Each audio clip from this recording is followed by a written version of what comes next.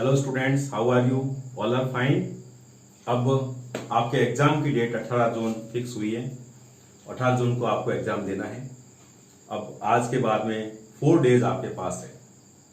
इसके अंदर आप अच्छी मेहनत कर लेंगे, अच्छी स्ट्रेटेजी के साथ मेहनत करेंगे तो आपके पास अच्छे मार्क्स आ जाएंगे। अब हमें इसमें इस तरह से कुछ पढ़ना है कि हमारे मार्क्स बहुत अच्छे आ जाए। सबसे पहले मैं आपको एक बात बता दूं कि 4 डेज जब बीच में रहते हैं ना एग्जाम से पहले, तो प्रेशर आना बिल्कुल स्वाभाविक है। अब इस प्रेशर को रिलीज करने के लिए एक प्रॉपर स्ट्रेटजी हमारे पास होनी चाहिए, तो हमारे पास मार्क्स अच्छे आ जाएंगे। अब ऐसी कंडीशन के अंदर सबसे पहले यह देखना है कि अपन किस तरह से पढ़ाई करें।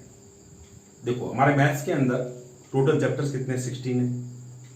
इन 16 चैप्टर्स के अंदर जो चैप्टर आपको बहुत अच्छे से आते हैं, तो अभी तक जो रिवीजन हुआ ठीक है, जो आपने काम किया वो ठीक है, जो प्रैक्टिस करी ठीक है। अब 4 डेज में कैसे पढ़ना है वो देख रहे हैं। तो सबसे पहले इन 16 चैप्टर में से जो सबसे अच्छे आते हैं उनको आप शुरू से वापस देख लो, ठीक है ना। जो सबसे अच्छे आते हैं उनको आप पहले कर लो, एक लिस्ट बना लो और टिक करते रहो कि कौन कौन से चैप्टर आपने वापस रिवाइज कर लिए। जैसे जैसे आपके टिक बढ़ेंगे ना, वैसे वैसे प्रेशर रिलीज होना शुरू हो जाएगा और आपको कॉन्फिडेंस बढ़ना शुरू हो जाएगा। यहां पर कॉन्फिडेंस नहीं खोना है, यहां पर आपका जो कॉन्फिडेंस है ना वही आपकी ताकत बनेगा। रिवीजन करें, टाइम स्लॉट मार्क लें और अपने पास जो इजी चैप्टर है पहले कर लें। बचे हुए जो थोड़े से डिफिकल्ट लगते हैं आपको, ये सबके ऊपर अलग अलग है। जैसे एप्लीकेशन ऑफ डेरिवेटिव है, अब प्लस के अनुप्रयोग, और जैसे हमारे पास है प्रोबेबिलिटी यानी प्रायिकता है, 3D यानी कि हमारे पास त्रिविमीय ज्यामिति, ये जो इंटीग्रेशन भी है। ये जो चैप्टर्स है ना इनको आप बाद में, और बाकी जो शुरू के जो चैप्टर्स हैं उनको आप पहले करें। उसके बाद जैसे जैसे आगे बढ़ते रहेंगे ना वैसे आपके अंदर कॉन्फिडेंस आता रहेगा। अब दिन तो हमारे पास 4 ही है, तो आप एक सोच लो, पहले दिन आपको सबसे इजी वाले चैप्टर का रिवीजन करना है। सेकेंड डे आपको कंपेरेटिवली इससे जो डिफिकल्ट होते हैं उनका रिवीजन करना है। थर्ड डे आपको क्या करना है, जो लास्ट वाले जो चैप्टर्स हैं, जैसे हमारे पास प्रोबेबिलिटी है, एप्लीकेशन ऑफ डेरिवेटिव है ना, इनका रिवीजन कब करना? थर्ड डे करना है। साथ साथ हर एक दिन में एक प्रीवियस ईयर का बोर्ड पेपर सॉल्व जरूर करना है। ध्यान रखें, एक पेपर डेली सॉल्व करें। सुबह बैठ जाएं आप टाइम पे और बिल्कुल टाइम देख करके पूरा सॉल्व करें। जो क्वेश्चन नहीं आ रहे उनको वापस देखें, कितने क्वेश्चन कर पाए, कितने हम नहीं कर पाए, ठीक है ना, और उनके ऊपर वापस देखें कौन से क्वेश्चन नहीं कर पा रहे तो उन चैप्टर्स के ऊपर वापस फोकस करें। तो अगर आप एक दिन में एक पेपर सॉल्व करेंगे तो कम से कम 3 पेपर सॉल्व करने, तो 3 दिन के अंदर एक एक पेपर सॉल्व करने से 3 पेपर सॉल्व हो जाएंगे। और जैसे जैसे जो पेपर सॉल्व होगा ना, आपका कॉन्फिडेंस लेवल उसी तरह से बढ़ता रहेगा। तो मेन चीज क्या है, कॉन्फिडेंस। साल पर पढ़ाई तो हमने करी हुई है, अब यहां पर अगर अपने कॉन्फिडेंस बनना हुआ रहा ना तो आप मार्क्स अच्छे ले आएंगे।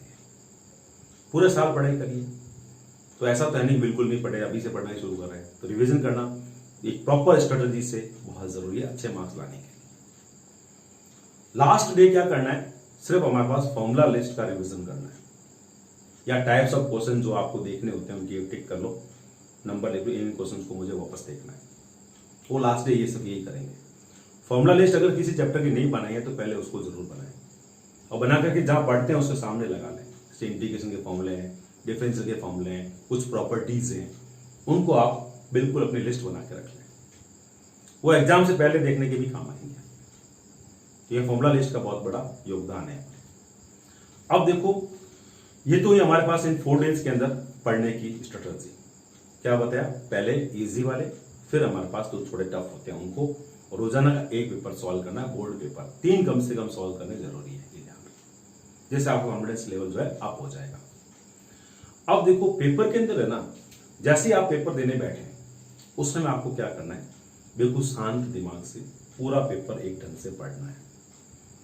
पढ़ करके उसमें जो क्वेश्चन आपको सबसे अच्छा आता है उसको आपको पहले करना है। भले वो कम मार्क्स का हो, ज्यादा मार्क्स हो, पहले मार्क्स के ऊपर नहीं जाना है। पहले अच्छी तरह कौन सा क्वेश्चन आप अटेंड कर सकते हैं उसको करना है। शुरू के जो 5-6 क्वेश्चन ऐसे करने हैं जहां पर एग्जामिनर चेक करने बैठे ना, कोई उसको मिस्टेक नहीं मिले।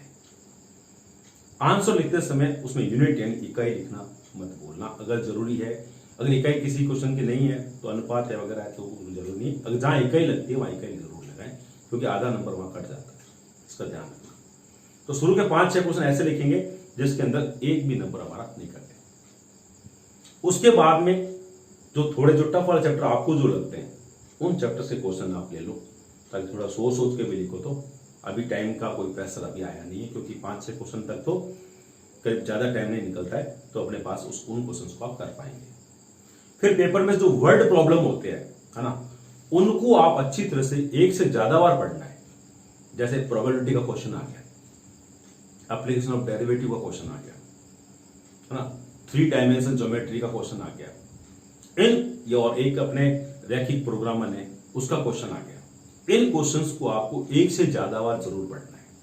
एक बार पढ़ के करना ही नहीं, एक बार आराम से पढ़ लिया, फिर उसको एक बार और पढ़ो, फिर उसका गिवन लिखो, दिया हुआ। लिखने के बाद में जो डेटा आपने लिखे हैं वो क्रॉस चेक करो। जैसे कहीं पर आपके 5.2 है, तो वहां देखो 5.2 था या कुछ और था। जैसे कोई यहाँ 30 लिखा है, तो वास्तव में वहां 30 था या 13 था, या आप पहले चेक कर लो, क्रॉस चेक कर लो, फिर आप क्वेश्चन को करना शुरू करो, तो आपके पास कोई प्रॉब्लम नहीं आएगी। तो कई बार क्या होता है, क्वेश्चन पूरा सही करते हैं, लेकिन क्वेश्चन पेपर के अंदर कोई डेटा और होता है, अपन लिख कुछ और लेते हैं, पूरा क्वेश्चन चला जाता है। तो इन चीजों का आप ध्यान जरूर रखें। तो कैसे शुरू करना है पेपर? सबसे अच्छे वाले 5-6 क्वेश्चन वो करने जिनके अंदर कुछ भी मार्क्स कटने के चांसेस नहीं है। उसके बाद में जो थोड़ा सोच के लिखने वाले होते हैं, फिर उसके बाद फिर अच्छे वाले क्वेश्चन। एक ग्राफ बनाते समय, कोई भी ग्राफ बनाए ना, तो थोड़ा सा आराम से सावधानी से एक जो कैलकुलेशन कर रहे हो वहां, कौन सी कैलकुलेशन करते हैं, जैसे मैंने बहुत बच्चों के बारे में सुना है और बच्चे आके बताते भी हैं कि भी सर 3 into 3 था, तो सबको पता 9 ही होगा, और वो जल्दबाजी के चक्कर में 6 लेके आ जाते हैं। आप बिलीव करेंगे ऐसी मिस्टेक भी होती है। बच्चे आके बताते हैं सर मैंने ऐसा कर दिया, लेकिन फिर एग्जाम निकलने के बाद तो क्या कुछ नहीं। तो ऐसा थोड़ी उसको आ नहीं रहा था, बच्चे को आता होता है, लेकिन क्या होता है, प्रेशर। वो प्रेशर अपने आसपास भटकने नहीं देना है।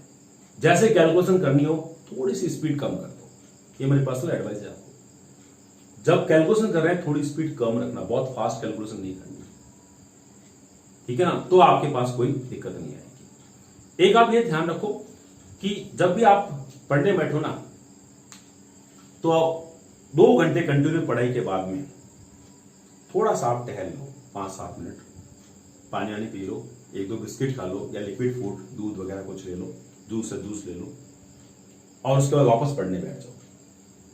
तो आपके पास में क्या है कि आपका माइंड ना थोड़ा तेज चलेगा। उसके 2 घंटे के बाद एक गैप जरूर लें, ये मेरे मतलब एक टिप्स है, ध्यान रखना, आपको गैप लेना है। और क्वेश्चन का जो कर रहे हैं ना, वो चैप्टर्स भी इस तरह से सेट करना है, एक इजी चैप्टर, एक थोड़ा सा सोचने वाला, फिर इजी, फिर सोचने वाला, तो आप कॉन्फिडेंस और सिलेबस आपके फास्ट पे चलेगा, ये भी ध्यान रखना। ऐसा ही आप कर सकते हैं। तो स्टूडेंट इन बातों का ध्यान रखोगे तो आपके मार्क्स बहुत अच्छे आएंगे। शुभकामनाओं सहित आपके उज्जवल भविष्य की शुभकामनाएं, ईश्वर से प्रार्थना करूंगा आपके बहुत अच्छे मार्क्स आए। Thank you students, all the best.